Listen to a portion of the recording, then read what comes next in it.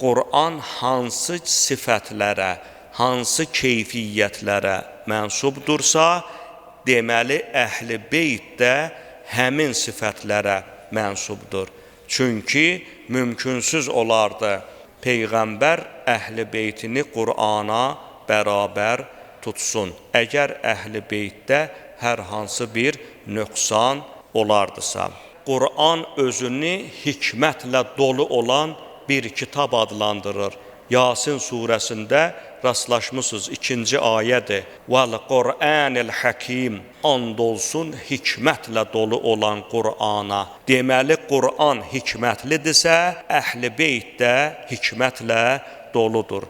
Hikmətdə heç kəs Əhl-i Beytdən önə keçə bilməz, necə ki, Qur'andan önə keçmək mümkünsüzdür. Mühüm bir məsələ Qur'an-ı Kərimin şənidir.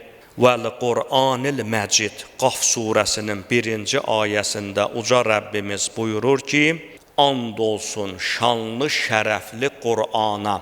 Qaf vəl-Qur'anil Məcid.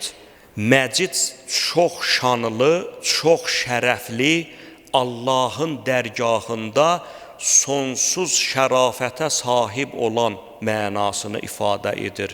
Deməli, Əhl-i Beyt də uca Allahın yanında Məcid sifətinə, yəni şanlı, şərəfli sifətinə malikdir. Uca Allah Qur'anı açıqlayıcı adlandırır. Çox mühüm bir nöqtədir. Qur'an Allahın iradəsini, bəndədən olan istəklərini açıqlayan bir kitabdır.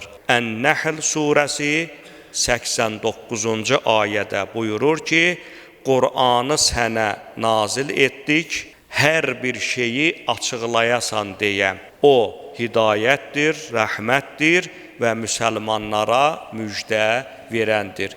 Bu ayədə nə sifətləri gördünüzsə, deməli o sifətlərin hamısı Əhl-i Beytə aid olan, şamil olan sifətlərdir.